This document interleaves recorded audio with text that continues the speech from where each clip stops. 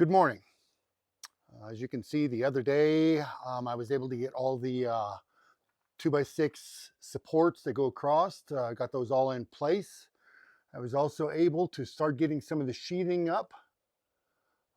So far this morning, it's a little bit breezy, but not terrible. So I'm going to try to get this west wall finished and get that part closed in.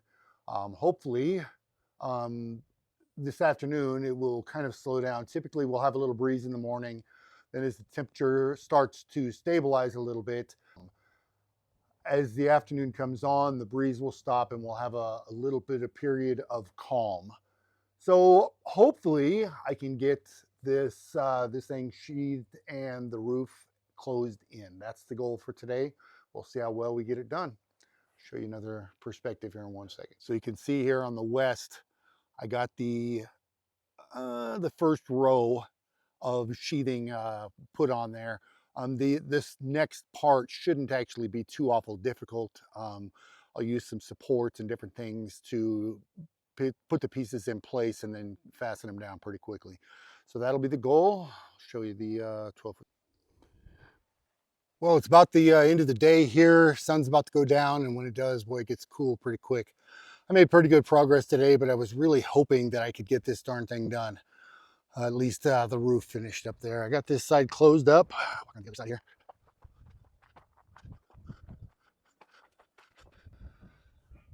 And I got the first row of the east side, got it fastened down as well. So shouldn't take as much to get the other two, well, that first row finished, and then this other lower section shouldn't take long to get those done.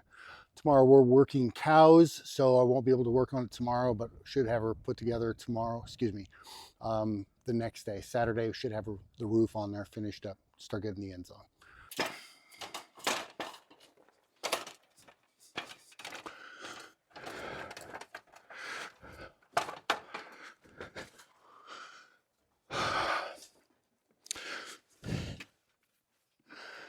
Because I'm working by myself, you'll see I do a couple things that'll make things much faster and much easier in the long run. I put a couple supports here right at the edge where I know that this piece is going to come to.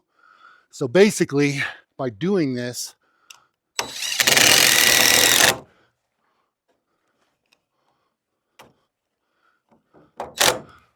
I can put the sheet up there and it'll somewhat hold itself with those supports, with those braces. So I'll put a couple of those up.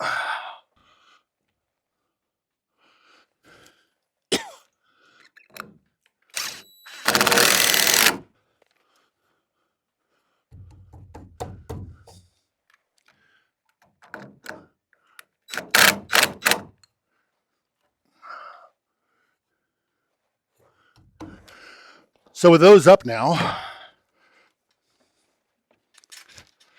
I can take the sheet I'm going to place in there.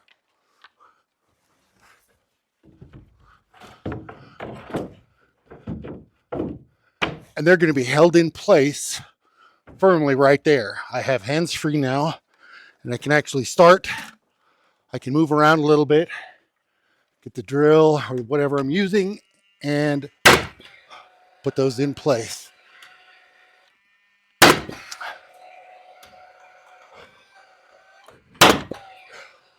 And there, those are where they need to be. Now, this is always the fun part. Getting up.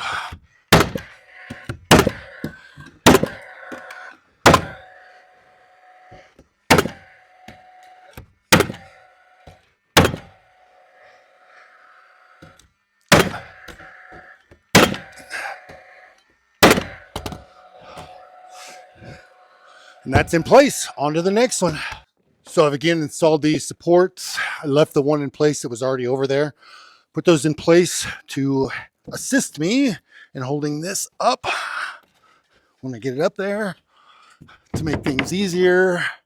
Hold them in place. Everything's where it needs to be. Then I will climb up to get a look at it to ensure everything is where it needs to be. Okay. All right. It's pretty close to where I need it. Need this right side up just a little.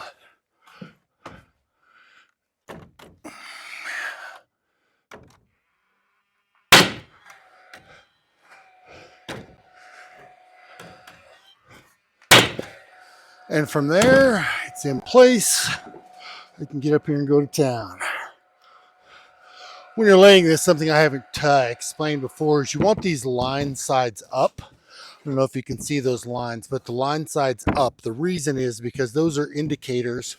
They're set at 16, 24, or 32, whatever they may be, or 24. They're all set there so that you can just line up and use those as a good line as you move forward. With those like that, you don't need to grab a tape measure and mark each spot or anything like that. You can literally just use the marks that are already on, and it really speeds up the process. So much of the process of putting this all together is basically thinking forward, thinking ahead of what you're doing right now, but what is coming next, so that you've got everything you need up on the ladder or up on your platform, so that you don't have to continue to get up and down the ladder 1,000 times, well, like I do. Little by little, you learn, okay, I'm going to need this, I'm going to need that. And by having those things in advance, you really save yourself a lot of freaking time going up and down the ladder and different things like that. Going up and down the ladder is not only time consuming, but it drains you at the end of the day, and it's frustrating. So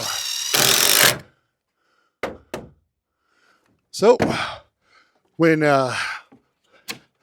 I set this up here on our platform, I set it up green side down. That's what I'm shooting for across the edge of this. And I set it with the lines and everything are pretty much set up. So all I have to do is pick it up straight up, put it in place, hold it where it needs to go, and then fasten it as we go. Just thinking it through in advance is really helpful. I've not been great about that on this project, so I continue to have to go up and down the ladder more than I should. Those are in place. It's not only time consuming to go up and down the ladder, but like I say, it's frustrating. Makes for a long day. It's unnecessary.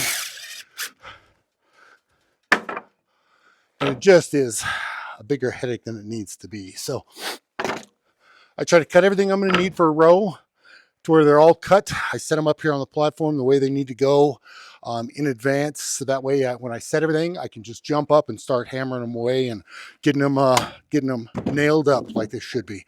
And finally, we got the nail gun, everything I need for the nail gun to operate properly. I didn't charge the battery properly originally. I was unfamiliar with the equipment, so I should have been able to use it earlier. As I've said, I've had to use screws in a lot of places that I shouldn't have had to. You can see that this is absolutely much, much faster. So just having all the right equipment really is helpful and beneficial.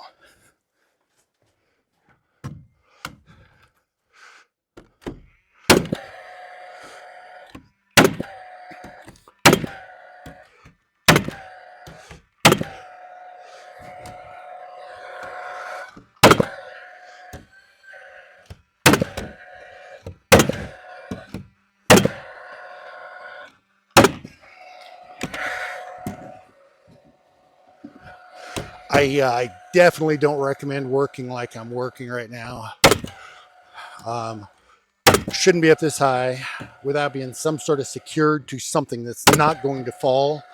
But again, it kind of goes back to what I have available and what I have to do to basically do the job. So I wouldn't recommend hanging on with one hand like I'm doing at this height for sure. Anyway, that part of the roof is up. Now I will climb down. I'll cut the pieces for this last row, and we'll have this doggone roof done. Closed in for what we need for now. Something that'll really speed up your time and give you a much straighter cut is this edge right here. With that edge, I can literally come right along the edge with the saw, knock it out really fast. The edge will be really square. It'll be a really nice cut. The only thing you have to know is going to be the offset of your blade on your saw. I'll show you what I mean.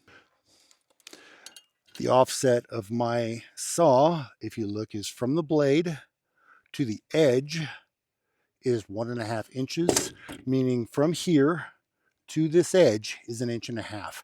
So I need to adjust my square 1.5 inches so that I'm actually cutting where I need to cut so that my distance or my length is correct. But this makes things so much faster. I'll show you in just a second. One last thing before I make the cut, I use these supports because you always want to make sure that there's nothing directly underneath where you're going to be cutting.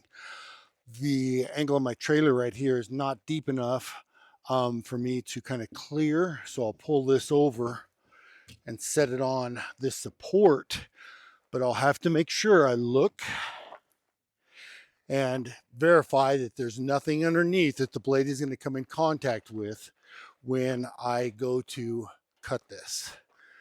Now, with those things in line, you'll see how fast this really does go.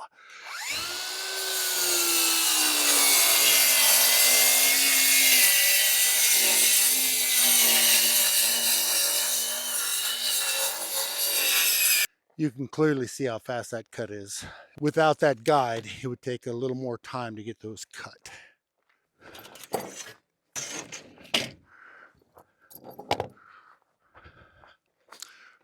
Earlier in the project, I had to cut some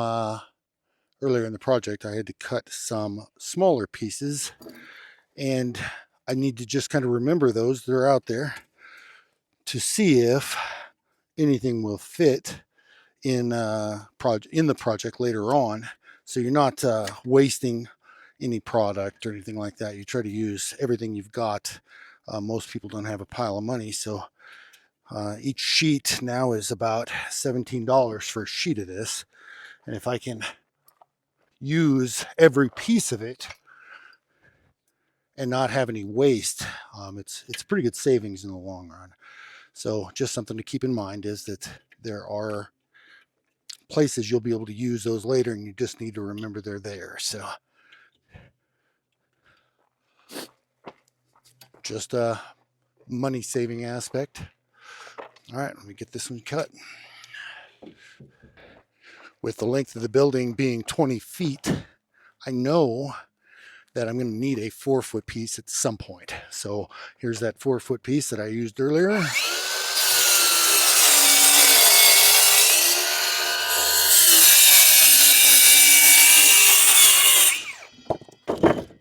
There's that 4-foot piece that I used earlier and had a piece of scrap. Now it's going to get used up.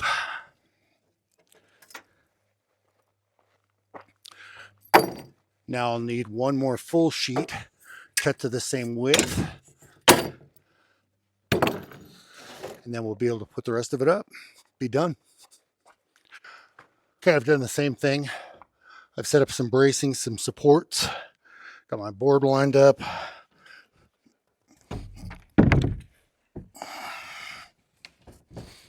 Set it on those supports.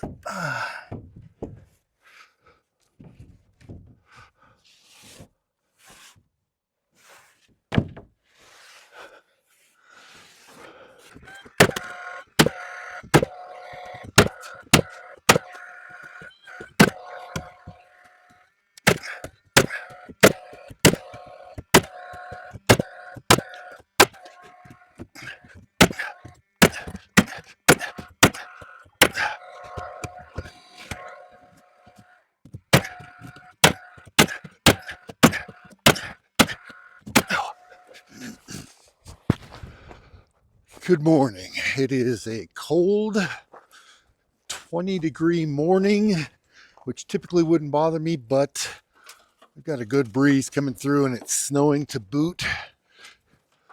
Nonetheless, I've got this last piece to put on of this roof, so I want to get that closed in. Not that it's going to make any real difference either way as far as keeping anything dry, but it will finish that section for me so I can relax a little and prepare for the next stage. So I'm going to do the same thing I've been doing. I'm going to mark about where I need the block to go to support it.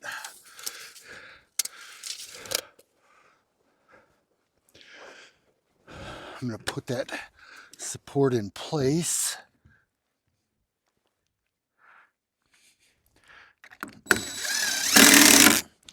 And I'm going to grab this piece of sheathing and put it in place. Got to be a little careful. That breeze is a little stronger than it seems right now. So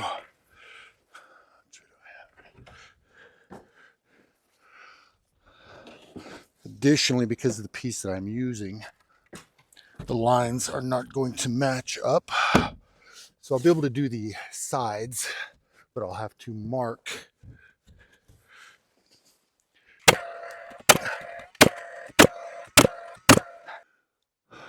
so that completes the sheathing on the roof, all closed in and ready for the next phase.